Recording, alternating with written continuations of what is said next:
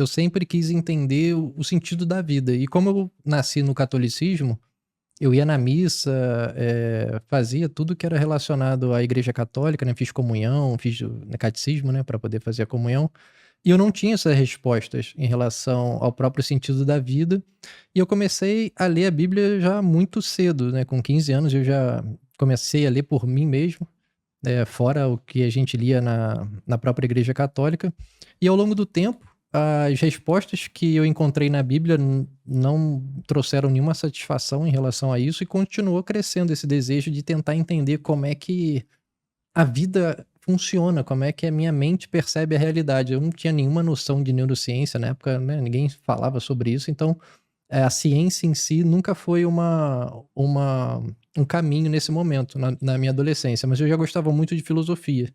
Então, eu lia bastante desde os pré-socráticos até, por exemplo, o estoicismo, que a gente estava falando aqui também anteriormente, que acabou se tornando, parte essencial da minha filosofia de vida.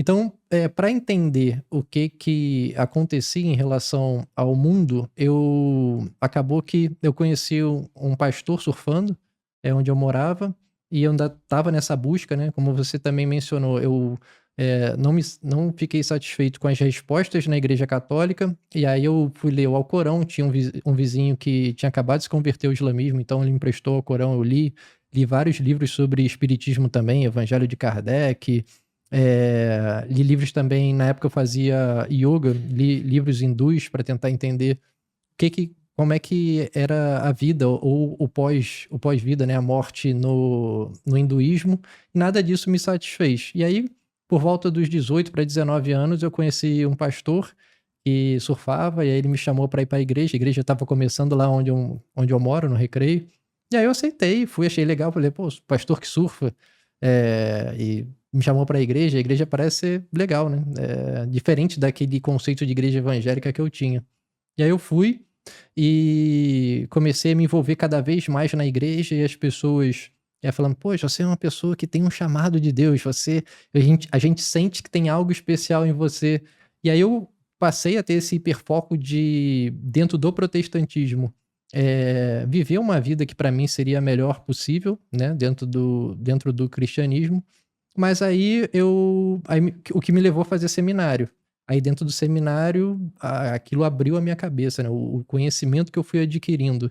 Dentro do próprio seminário, em vez de me tornar uma pessoa mais fervorosa dentro do cristianismo, me fez com que eu, percebesse que as coisas não condiziam com aquilo que sempre me foi ensinado, não só na igreja católica, mas também na igreja protestante que eu fazia parte. E quais foram essas coisas que meio que abriram a sua cabeça ali no seminário? Bom, para começar que a Bíblia não é um livro histórico, e eu sempre li a Bíblia, né, principalmente naquela época, como se tudo aquilo que tivesse escrito na Bíblia fosse real. Dilúvio, Adão e Eva, Deus realmente fez, né, o homem do barro, fez sua companheira da sua costela. E eu fui percebendo que, inclusive, uma boa parte dos teólogos, eh, e até professores meus mesmo, de um seminário, eram, assim, a gente chama, não vou dizer ateus, mas ultraliberais, eles são chamados de liberais dentro da teologia. E aí eu fui lendo Rudolf Bultmann, Paul Tillich, que são teólogos que falam isso abertamente. O Rudolf Bultmann é um dos principais teólogos do século XX, e aí eu fiquei: "Caraca, como assim? Eu sempre acreditei que a Bíblia era um livro histórico, que aquilo era uma descrição da realidade, e não é bem assim, e os próprios pastores, os próprios teólogos dizem isso". E aí algumas pessoas suprimem, né, essa verdade e lidam bem com isso, sendo só um livro teológico, mas para mim foi um abalo muito grande, porque, você vai perceber que os evangelhos não foram escritos pelas pessoas que são ditas como os autores, foram escritos décadas depois, são cópias de cópias de cópias, que Jesus realmente existiu, né, um consenso, assim, acadêmico, mas o Jesus histórico, não o Jesus teológico construído na Bíblia, então isso teve um impacto muito grande na minha vida dentro do seminário. Aí fez com que no segundo ano eu abandonasse, mas eu cheguei a fazer, né, pelo menos, 4 períodos. Cheguei até, estudar hebraico para ler a Bíblia, né, alguns textos originais, grego também. Nesse nível, assim, de aprofundamento. Sim, eram 4 anos na época, além do seminário, né, do curso de teologia católico da PUC, esse que eu fazia era o único, assim, do Brasil reconhecido pelo MEC, era o seminário presbiteriano. Era um seminário bem sério, assim. E é legal porque você não estuda só teologia, estudei filosofia, estudei história de Israel, dos seus povos vizinhos, estudei hermenêutica, estudei várias matérias que contribuíram, assim, para minha formação, né, de vida, com conhecimento. Mas que, infelizmente, em relação à fé, fez com que eu tivesse que abrir mão, porque não teria como. Infelizmente. Hã? Infelizmente. Não sei se seria infelizmente. Pra mim, pro Thiago da época foi infelizmente. Pro Thiago de hoje, eu acho que foi felizmente. Então, até dependendo do ponto da história que você analisa a situação, o ponto de vista vai ser diferente. Naquela época eu fiquei bem frustrado. Tipo, tudo aquilo que eu acreditei na minha vida inteira, desde a adolescência até agora, né, no início da minha juventude, era tudo mentira. Meio que um balde de água Um fria. balde de água fria. E aí, como eu vou responder a esse chamado que as pessoas da minha igreja dizem que elas percebem em mim, sendo que tudo aquilo que elas acreditam, inclusive, não aconteceu da forma que elas acreditam. Então, eu não consegui lidar com isso. E aí eu fui ficando cada vez mais descrente e fui me tornando a pessoa que eu sou hoje, né? Uma pessoa que analisa tudo empiricamente. Eu me considero uma pessoa naturalista, né? Não acredito que exista nada de sobrenatural. Acho que tudo que acontece na nossa vida acontece porque tem uma explicação. E nesse momento aí que você começou a meio que sair desse rumo, eu imagino que também não foi do dia pra noite. Não. Você meio que vai questionando algumas questões e, assim, semanalmente, diariamente, sei lá, e aí ao longo do tempo você fala, não, realmente aqui eu não acredito mais, né? E é o que faz as pessoas permanecerem em religiões mesmo quando elas não fazem sentido racionalmente, né? Logicamente. Porque isso a gente chama de dissonância cognitiva. A pessoa já investiu tanto tempo ali que ela vai suprimindo a percepção da realidade, porque se ela abandonar tudo aquilo que ela já fez, todo o tempo que ela, entre aspas, perdeu ou investiu ali, vai ser um custo muito grande, né? É um baque muito grande. Isso acontece em qualquer situação da vida, em relacionamentos, né? Tem pessoas, pô, infelizmente, permanecem casados que, já tô casado há 10, 15 anos e vou separar agora, mas sabe que o relacionamento é horrível, que não dá certo, mas insistem por causa disso. Então, isso acontece na religião também, mas comigo não foi possível. Mas, como você falou, não aconteceu de uma forma rápida, tipo, agora eu descobri isso e acabou. Não, fui tolerando, tolerando, tolerando, até chegar um momento e falar, cara, realmente não tem como. Porque eu via, como eu te falei, tinham professores ali sinceros, assim, pessoas que eu sei que são honestas, pessoas que realmente têm fé e que sabem que a Bíblia, né, os livros da Bíblia, né, porque a Bíblia são vários livros, é uma coleção. Não são livros históricos, mas lidam bem com isso e ensinam isso dentro da própria igreja. Obviamente, não dando esse contexto da historicidade, mas tratando a Bíblia como um livro teológico. E, assim, tudo bem a pessoa se sentir bem com isso, ter sua fé em relação a isso, que era inclusive o que o Bultmann propunha, né? Ele dizia que não existe nada dali de sobrenatural, que aquilo é uma construção teológica, e ok, vamos trabalhar o cristianismo, né, do lado do viés protestante, nesse sentido, mas como metáforas, como simbolismo, e as pessoas, enfim, não estão preparadas para esse tipo de verdade, digamos assim, porque se você pega a Bíblia e você sempre, desde pequeno, é ensinado de que realmente Deus fez o universo, né, tudo em 7 dias, que fez Adão e Eva, e a partir daí, enfim, construiu toda aquela narrativa que a gente conhece, de dilúvio até chegar aos dias de hoje. Depois você fala, ó, isso aqui tudo não é bem assim. Isso é mentira. Para algumas pessoas, ok. Para mim, inclusive, isso era uma parte, assim, tranquila. Eu nunca fui uma pessoa, a não ser quando eu era adolescente, de acreditar que Deus fez o mundo em 7 dias, que fez de Adão e Nunca Eva. acreditou nisso? Não, eu na adolescência sim. Aí quando eu fui pro seminário, eu falei, cara, eu não nego a ciência, pra mim aquilo pode ser uma metáfora. Deus pode realmente ter feito o mundo Sim. em 7 dias, só que em vez de 7 dias, são 7 eras cosmológicas. Deus fez o homem, e a gente foi evoluindo ao longo do tempo, mas pra explicar aquilo, né, Conforme o seu pensamento crítico foi aumentando, você foi meio que entendendo como um abstratismo ali. De forma mais abstrata. exatamente. Eu fui tentando dialogar ciência com teologia. E chega um momento que não é mais possível, assim, pelo menos para mim não foi possível. Então, eu fui tentando adequar a ciência à teologia e interpretar as situações nesse sentido. Então, Adão e Eva, eu não acreditava em Adão e Eva nesse momento. Na adolescência, assim, com 19, 20 anos, obviamente que não. Mas eu acreditava que foi Deus que fez o homem e foi evoluindo ao longo do tempo. Né, e a evolução explicaria isso. E tem pessoas que não, que acreditam que a Terra tem 6.000 anos, que eu não sei de onde eles tiram essa datação. Acho que nem tá na Bíblia isso, Não, né? não tem. Eles inventam lá uma datação que eu não sei qual é. E aí, se você fala que não é assim, que tem 4,3, 4,5 bilhões de anos, não, como assim? Não é? Aí, geralmente são as pessoas que acreditam no design inteligente, que, Sim, que sim. dizem, não, a Terra é jovem, porque achamos vestígios recentes em T-Rex. Eu vou inventando várias teorias da conspiração para tentar explicar a sua própria crença. E isso era algo que eu nunca fiz. Ou pelo menos evitava ao máximo fazer, que é ter esse viés de confirmação. Hoje você tem convicção, assim, de que realmente isso, assim, não é verdade. Em qual parte?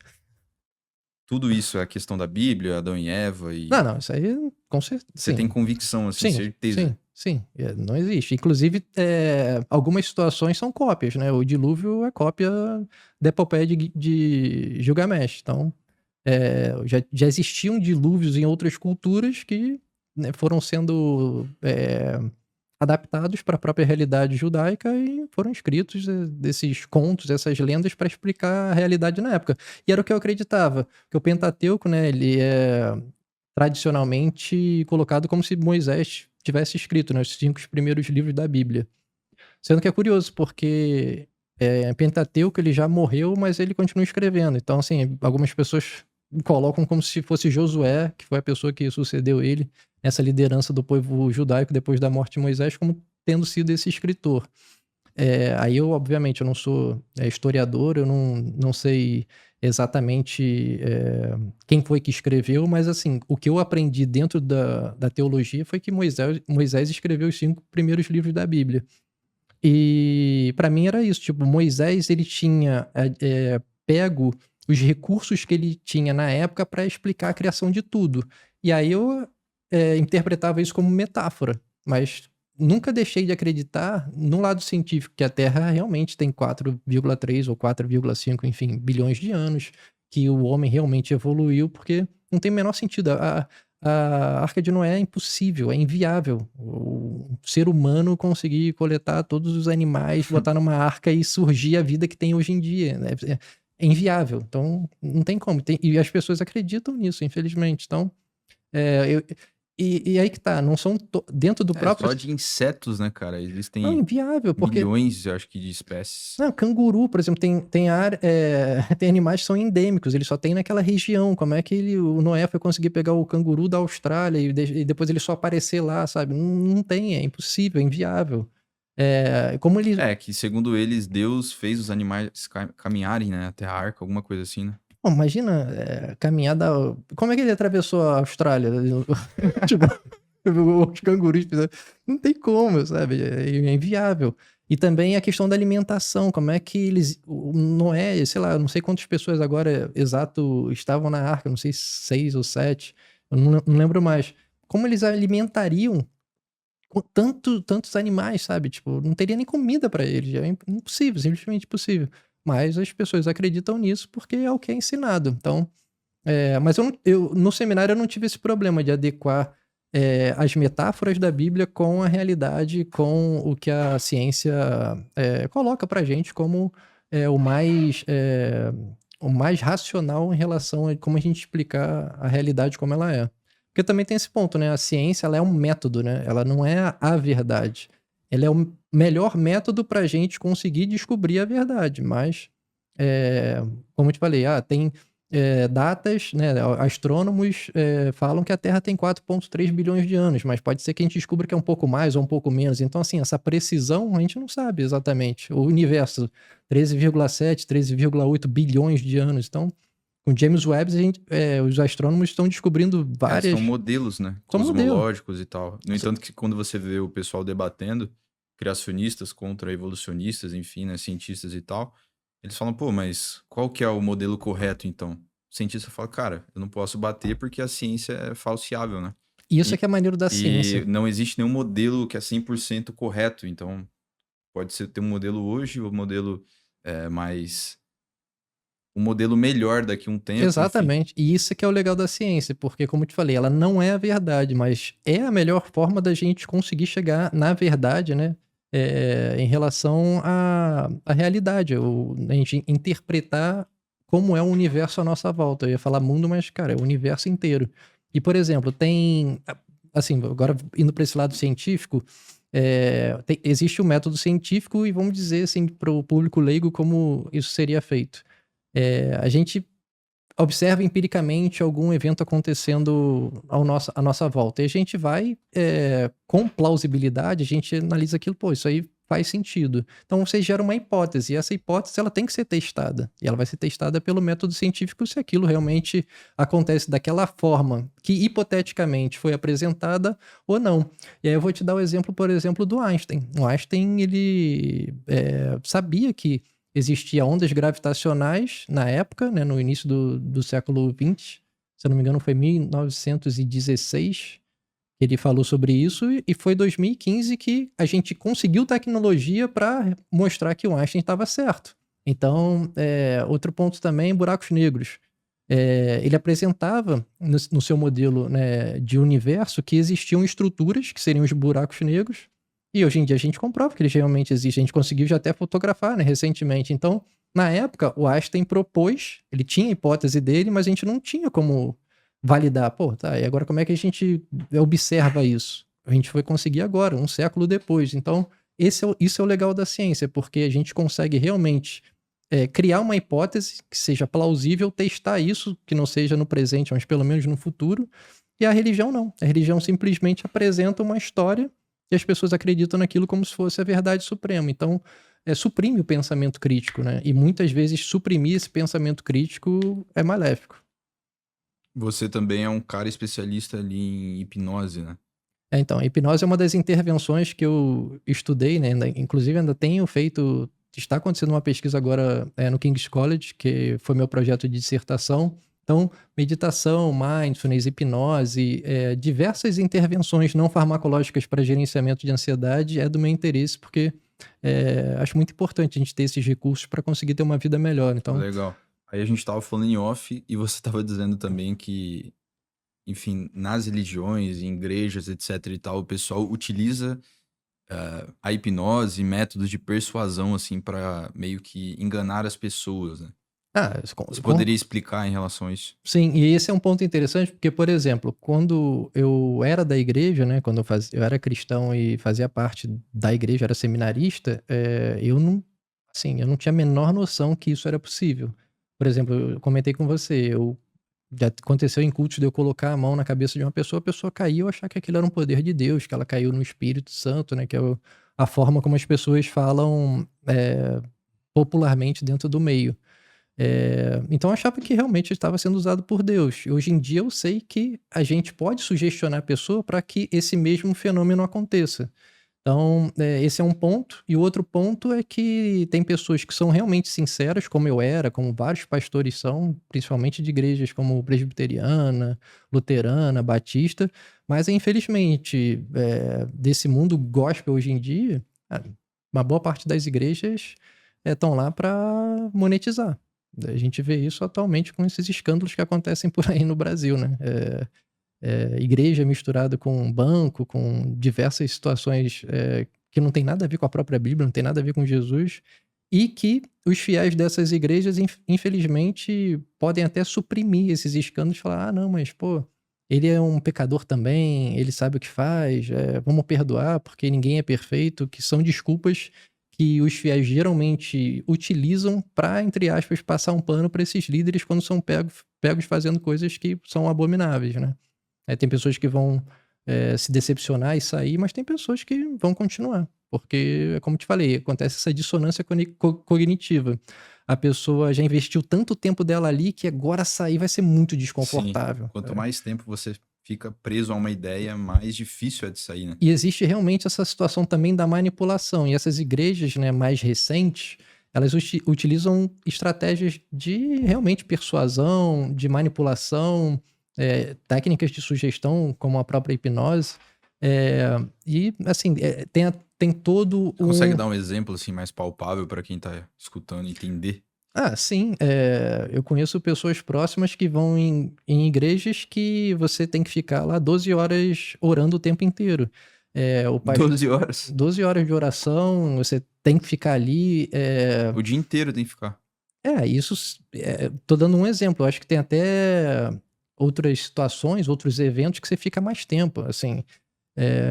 E tem uma questão também de idolatria à liderança. As pessoas se consideram, tipo, os pais espirituais, uma coisa que, assim, abominável perante até a própria Bíblia, né? Porque adoração é só a Deus e a Jesus, né? Pelo menos foi o que eu estudei, o que eu aprendi como cristão. Só que as pessoas adoram e idolatram esses líderes. Então, o que eles falam é a verdade suprema e eles, sabendo disso, né, que eles conseguem fazer com que as pessoas acreditem nessa baboseira, eles manipulam e fazem o que querem. Aí tem eventos que você passa, sei lá, um final de semana e acontecem várias coisas bizarras nesse retiro e eles perguntam tudo aquilo que acontece de pior da pessoa. A pessoa expõe, né, suas fragilidades e eles têm isso na mão para a pessoa nunca mais sair da igreja. Ó, se você sair, eu sei tudo aquilo que você fez, eu sei quem você é. São vários assim, recursos extremamente danosos, né? E mal intencionados para fazer com que as pessoas fiquem cada vez mais sensíveis à própria liderança desse líder que muitas vezes é narcisista. Muitos desses líderes de seitas, né? Isso é até uma seita, né? Não diria nem que é uma igreja, mas são seitas que são inventadas e geralmente tem um dono, né? Geralmente o líder é o cara que inventou. E esse é um problema criado, né, entre aspas, por Lutero, porque quando ele faz a reforma protestante, ele abre espaço para surgir isso tudo que surgiu hoje. Mas eu imagino que ele também seria muito crítico, né, Não, com certeza. Pô, não dá pra da comparar com isso que eu cultura te que falei. tem hoje, assim, A igreja relacionada à luterana. igreja. Não, a igreja luterana não se compara com essas igrejas inventadas, porque o que te impede, por exemplo, de você inventar a sua igreja, eu inventar a minha? Se eu quiser, eu invento a minha. Tem um cálculo, né? Existem milhares, né? Só no Brasil, Pô, uma coisa. milhares e milhares e milhares. E o que é interessante é, como eu te falei, existe um método para você ter sucesso dentro desse meio. Vou te dar um exemplo.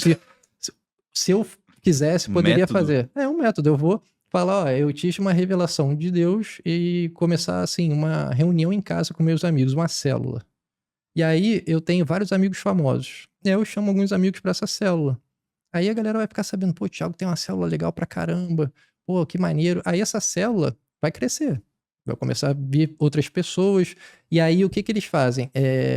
Eles começam a colocar para as pessoas que não fazem parte da igreja que você tá perdido, que você não tem rumo, que você não tem um sentido da vida, que você, enfim, vai pro inferno. Então começam a colocar o medo, mas de uma forma sutil, né? Porque também não quer afastar a pessoa, mas começa a mostrar que ela não é completa. E aí a pessoa começa a ir nessa célula.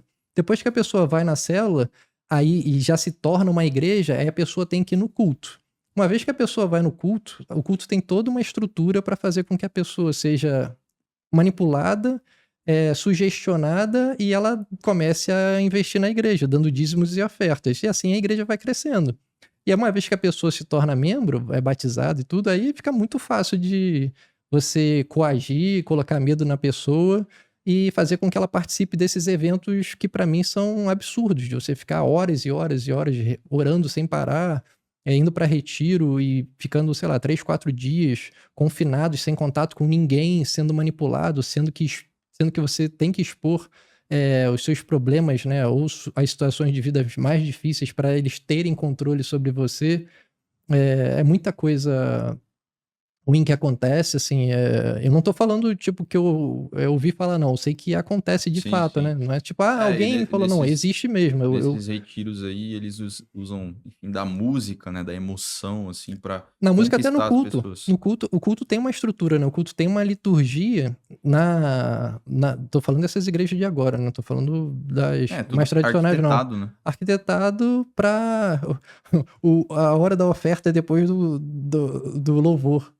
A pessoa, e aí eles pegam, aí o cara pode manipular do jeito que ele quiser. Ele pode pegar, por exemplo, um louvor que fale que você tem que ser grato a Deus. E aí, gratidão, gratidão, gratidão, e aí a pessoa fica, meu Deus, realmente, pô, Deus é muito bom e eu sou horrível, eu não faço, né, É uma metade do que... construção, né? E aí chega no final, então tá, irmão, você que teve essa bênção, não sei, você tem que contribuir porque você sabe porque que a igreja precisa pagar suas contas. E aí o cara dá, enfim, aquilo que ele tem e muitas vezes até o que não tem, porque ele estava emocionado naquele momento. Ou porque ele acha Vai voltar, que né? Deus usa como moeda de troca, tipo, barganha com Deus. Ó, tô cumprindo aqui, hein, Deus, o dízimo que você diz que falou que tem que dar, a oferta, então, ó, eu quero ser abençoado, que é isso que eles vendem também. Então, existem várias ferramentas. É muito bizarro, velho. É muito bizarro. E aí a pessoa... Eu, quando fazia parte das igrejas, a igreja que eu participava, todos os protestantes que eu conheço pedem dízimo. A não ser o Caminho da Graça, lá do Caio Fábio, que eu até comentei com você, que aí realmente é oferta. Ele não cobra dízimo, não cobra nada. Mas É que as assim, outras... cara, o dízimo eu acho que não é o problema necessariamente, né? O problema é induzir, nesse caso, a manipulação máxima e tal. Porque assim, a igreja também tem que se manter, de certa forma. mas não deveria ser dízimo, né? Deveria ser só oferta. Porque o dízimo é algo do Antigo Testamento. Só que eles se aproveitam do Antigo Testamento, a gente tá até brincando, né? O Deus do Antigo Testamento é o Deus que permite estupro, que permite escravidão, Dízimo é 10%, alguma coisa assim. 10% do que você recebe. E isso acontecia porque na época os levitas, eles não trabalhavam, eles eram sacerdotes de Deus, então eles precisavam, né, de dinheiro para sobreviver. Só que hoje em dia, cara, as pessoas continuam pegando isso do Antigo Testamento e colocam como se fosse uma regra para manipular as pessoas e as pessoas terem que dar o dinheiro, porque nem é oferta, porque dízimo são os 10%. Mas além do dízimo, você tem que pagar um extra, tem que pagar a oferta. E aí, cara, você vê essas loucuras aí desses caras pedindo, precisamos de um ato de fé, preciso de 100 mil. Então cada um vai me dar R$ 1.000 aqui na igreja, que eu sei que as pessoas podem dar, eles falam isso, eu sei que aqui tem gente que não sei o quê, então... Pô, se você realmente é um homem de Deus, você vai se sentir tocado agora e vai fazer esse depósito. Aí o cara bota QR Code de Pix, É o maquininha, melhor cara. negócio, né? Ainda não paga Sejamos imposto. francos que E não paga imposto. Exato, não paga imposto. Você tem ali, assim, compradores, entre aspas, né? Porque o cara vai te dar o dinheiro, inclusive, então o lucro é absurdo. É absurdo. Você tem o lucro de quase 5%, beleza, você tem que manter a igreja e tal, fazer divulgação, mas, pô, o dízimo do cara é seu lucro. Não. Você não tem nem imposto em cima do dízimo, cara. E aí você vê o estilo de vida dos caras, assim, é bizarro. O cara... Rolex, de você mora em mansões de milhões, carro importado. E aí eu questiono pessoas próximas e falo, cara, mas engraçado, né? Jesus era humilde, não dava com pescador, não tinha nada. Ele falava, pô, se você tem 2 túnicas, doe outra para outra pessoa. Esses caras, cara, né, morando em mansões, com carros importados, aí as pessoas falam, não... Tá, Thiago, a pessoa não enxerga, velho, que, pô, tem alguma coisa errada nessa história, entende? Então, é dissonância cognitiva. Elas até sabem que tem. E aí, só que elas investiram tanto tempo ali, faz tanto sentido. É porque a religião, depois de um tempo, ela passa a dar um sentido para a vida da pessoa. Então, o que ela faz? Se ela sair dali, a vida dela perde o sentido. Isso ativa até áreas do cérebro relacionadas à sobrevivência, porque o ser humano é um ser social. Então, se eu tô num grupo, que eu tenho a sensação de pertencimento, sou aceito, sou acolhido, cara, se eu sair dali, quem eu sou? Porque na minha época, né, do seminário, com 19, 20 anos, quando eu saí, assim, foi muito impactante, porque eu, era muito novo e eu ia perder tudo aquilo que eu tinha adquirido, né, entre aspas, ao longo de alguns anos e ia jogar fora. Tipo, caramba, eu construí uma relação com essa igreja, com essas pessoas que me viam como uma pessoa com um chamado de Deus e agora pelo meu discernimento, eu não consigo mais agir da forma que elas esperaram de mim. Então, me trouxe um desconforto muito grande. Mas tem pessoas que preferem lidar com essa para mim, até uma certa hipocrisia, porque você sabe que aquilo não é correto, mas você, para não abrir mão do seu conforto, você age como se não estivesse vendo aquilo. Por exemplo, na Bíblia também, a Bíblia foi escrita por homens e para homem dominar, né? Tipo, cara, eu sou zero lacrador em relação a tudo é machismo. eu não sou assim. Eu sou uma pessoa, tento ser uma pessoa bem imparcial, bem racional em tudo na minha vida. Então, não tô aqui querendo dar uma de, não, porque o machismo. Mas é machista, a Bíblia é machista. A mulher é uma propriedade na vida do homem. Assim, o homem é o cabeça, o homem faz o que quer. Tanto que mulheres eram espólios de guerra. O povo lá de Deus. Hebreu, o cara ganhava guerra, o cara podia pegar a mulher. Cara, lembrou de um corte Pegar a que mulher no sentido apareceu. assim, agora a mulher é minha, Sim, né? sim. Apareceu um corte pra mim daqueles casos do João Kleber, assim, que o cara tinha traído a mulher e tal. Aí um meme, né? Aí tava o título assim, homem trai mulher, não sei o que, não sei o que. Aí o cara fala assim, pô, nós somos cristãos, pega a Bíblia, Salomão tinha 2.000 mulheres, não sei o que, não sei o que. E eu não posso ter? Tipo, Eu acho que Salomão eram 300 esposas e 700 concubinas. Era tipo mil é. mulheres. Então, é aí que tá. Aí, Salomão podia, Davi podia, aí a gente não pode. Assim, a Bíblia não tem o menor sentido, lógico. Só que a gente, que eu digo, nós brasileiros, nascemos em um país cristão. Por isso que as pessoas acreditam nisso. E a religião basicamente, não é um chamado de Deus. É uma resposta para suprir as suas dores de acordo com a sua cultura. Porque se você tivesse nascido no Oriente Médio, você provavelmente seria muçulmano. Se você tivesse nascido no Japão, seria shintoísta. Então, é basicamente isso, né? São pouquíssimas pessoas que fazem realmente uma busca, como até eu fiz na minha adolescência, e de ler sobre várias coisas diferentes e falar, cara, isso aqui é o que mais faz sentido pra mim. Mas assim, velho, Geralmente não é assim que acontece, vai passando de pai para filho, né? você não acha, Thiago, que essas pessoas são um pouco mais felizes, cara? Os Os religiosos, que você crentes. diz? Ou os É, religiosos em geral ou os cristãos?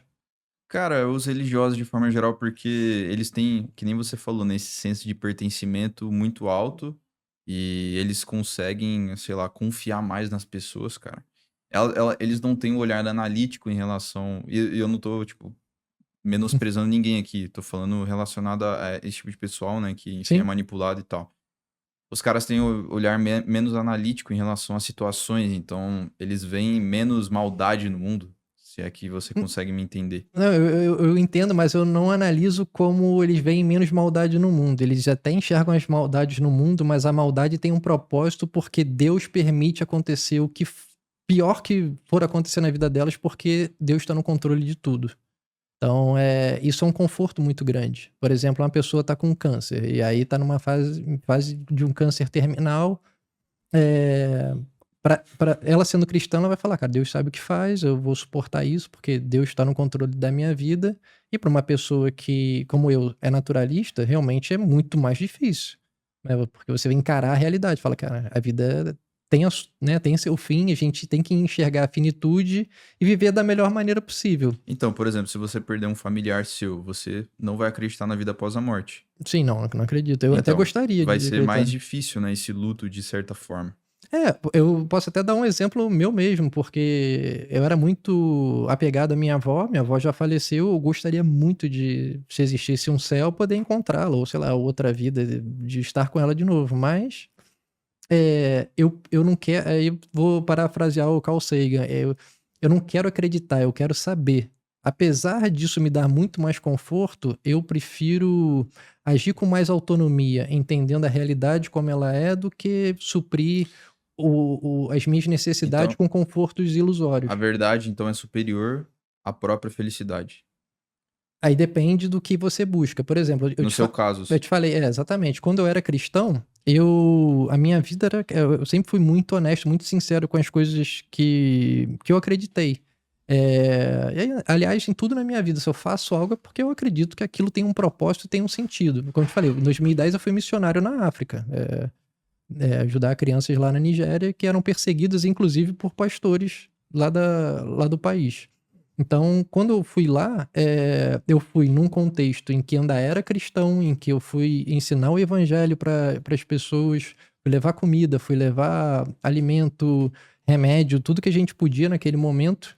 E depois disso, eu fui ficando cada vez mais cético até me tornar naturalista ateu. Hoje em dia, eu voltaria. E eu não voltaria porque Deus quer, porque eticamente é o que eu como cristão deveria fazer. Eu vou porque eu sei que se eu não fizer, nenhum Deus vai fazer. Eu não acredito que se eles ficarem lá orando 24 horas por dia ou 12 horas, igual algumas pessoas que eu conheço fazem na igreja, alguma coisa vai mudar. Agora, se eu levar o alimento, se eu levar a medicação, se eu levar as roupas, eu sei que eu posso melhorar com a vida dela. Então, assim, eticamente, eu acho que é até mais legal hoje em dia eu ter esse pensamento crítico e agir fazendo o bem de forma altruísta, sem nenhuma recompensa vindoura, do que na época que eu era cristão, que eu fazia porque, é o meu papel como cristão e além disso eu vou pro céu. Hoje em dia eu sei que eu não vou pro céu porque eu não acredito que exista um, mas mesmo assim eu vou fazer o bem porque se tá dentro das minhas condições, por que que eu não posso fazer e ajudar a vida de uma pessoa? E aí, como mudou o meu sentido da minha vida? Aí eu te falei, né, que desde da adolescência eu gostava muito de filosofia, desde os pré-socráticos até a filosofia mais contemporânea mesmo. Kierkegaard, na época que eu era cristão, gostava muito da filosofia dele. Martin, Nossa, que interessante. Martin Heidegger, Schopenhauer. Schopenhauer talvez seja um dos que eu mais gosto Mesmo atualmente. sendo cristão, assim. Kant, o Kierkegaard era cristão, né? Ele era luterano, Mas o dinamarquês. Schopenhauer. Schopenhauer não, é. Schopenhauer não. E Nietzsche também. Enfim, apesar de ser cristão, eu lia a filosofia de uma forma geral e tentava compreender o pensamento das pessoas dentro do seu próprio tempo também, para não tentar cometer um anacronismo, né? Por que que aquela pessoa está pensando aquilo? Faz parte de um contexto. Então, Exato. sim, Mesma coisa, Platão e Aristóteles. Acho que Aristóteles, no caso, tinha escravos, né, alguma coisa assim. sim, ter escravos na Grécia Antiga é normal. Exato. Não, E eles não condenavam isso na época. não, eticamente era Acho aceito. que Platão até defendia, né, e tal. Não sei exatamente, assim, em relação a ele defender ou não, mas eu sei que na Grécia Antiga era comum, como não só na Grécia Antiga, na época de Jesus, né, porque Sócrates é 500 anos antes de Cristo. Na época de Jesus, 500 anos depois, com Paulo fala sobre isso nas suas epístolas de como um cristão deveria tratar seu escravo. Então, assim, Sim. era comum no mundo da época. E como mudou, né, o meu Era sentido comum até 500 anos atrás, né, cara? 500 anos atrás? Não, menos, né? A abolição da escravatura no Brasil tem... Não, sim, mas eu falo, era comum no sentido de universalmente, eu acho, né? Quer dizer, mundialmente falando. O ser humano é um ser Que não, complicado. acho que não tinha nem pretensão em acabar, né? Acho que ali, em 1800 e tal, o pessoal ainda já tava... Por exemplo, Darwin veio pra cá, já achou um negócio, assim, ridículo, entendeu? Esse processo, né, da abolição da escravatura, isso vai sendo modificado ao longo do tempo e em contextos diferentes e em países diferentes até chegar no Brasil. Se eu não me engano, o Brasil acho que foi o último. O país, sei Dos lá, últimos, né? um dos últimos a abolir a escravidão. Mas enfim, em relação a essa questão do sentido da vida, quando eu era cristão, eu achava que ser o melhor cristão possível e falar a palavra de Deus era o sentido da minha vida. Então, se eu tivesse aqui hoje, eu ia estar falando sobre como Deus mudou minha vida, que Jesus é a salvação, que você, se não aceitar Jesus como seu Senhor e Salvador, você vai para o inferno. Eu aprendia isso. Eu aprendia que todo mundo era criatura de Deus, mas filhos de Deus eram só quem acreditava em Jesus como seu Senhor e Salvador. E aí eu fui, enfim, me tornando cada vez mais crítico, né? Entendendo que a Bíblia não era um livro histórico, que aquilo não condizia com a realidade. E eu falei, cara, eu gosto muito do estoicismo. E eu acho que dentro das filosofias que eu estudei, é a que mais, enfim, eu tenho afinidade, que eu acho que é uma filosofia prática. E aí, lendo Epicteto, lendo Sêneca, lendo Marco Aurélio, eu comecei a implementar na minha vida, começando pela dicotomia do controle, que é você abrir mão das coisas que estão fora do seu controle e fazer aquilo que você pode. Só isso já resolve, talvez, metade dos problemas que as pessoas têm. Eu tô dando metade assim, né, de uma forma figurada, mas se você tem essa noção de que tem muitas coisas que a gente se preocupa que nem vão acontecer, aí já é até dado mesmo de pesquisa. Uma grande porcentagem, não vou te falar, sei lá, 80%, 90%, mas a maior parte das coisas que nós nos preocupamos, elas não vão acontecer. Então, para que eu vou me preocupar com algo que está, muitas vezes, além de não acontecer, fora do meu controle, sendo que eu posso tomar uma ação em relação a isso? Vou dar um exemplo, sei lá, eu tenho um parente que tem câncer muito cedo, que mostra que tem uma condição genética que talvez seja relevante para mim. Cara, adianta eu ficar me preocupando? Ah, pô, será que daqui a 5 anos eu vou ter câncer também? Será que isso vai acontecer comigo? Porque, pô, aconteceu com meu tio, aconteceu com não sei quem. Não adianta. Então, o que eu posso fazer em relação a isso? Eu vou buscar o que tem de melhor de evidência científica e ver que, pô, será que vale a pena eu fazer um exame nesse momento? Ou será que também não é necessário? Então, é o que eu posso fazer. E se ainda assim eu ficar desconfortável, eu não tô sendo inteligente, não tô sendo racional, porque eu tô me preocupando com algo que tá fora do meu controle. E também tem essa questão da finitude da vida, né? Que dentro do estoicismo é muito importante. As pessoas falam até do memento mori, né? De você pensar na sua morte, na sua finitude, como você quer viver sua própria vida. E é como eu vivo desde que eu deixei de ser cristão e deixei de acreditar em qualquer pensamento, em qualquer configuração sobrenatural para explicar a realidade. Muito bom esse corte, né? Agora eu peço meu por favor para que você se inscreva aqui nesse canal. Isso nos ajuda muito a melhorar o conteúdo cada vez mais e trazer cada vez mais conversas interessantes. Além disso, você também vai receber conteúdos de valor como esse. Então eu agradeço de coração e até o próximo vídeo.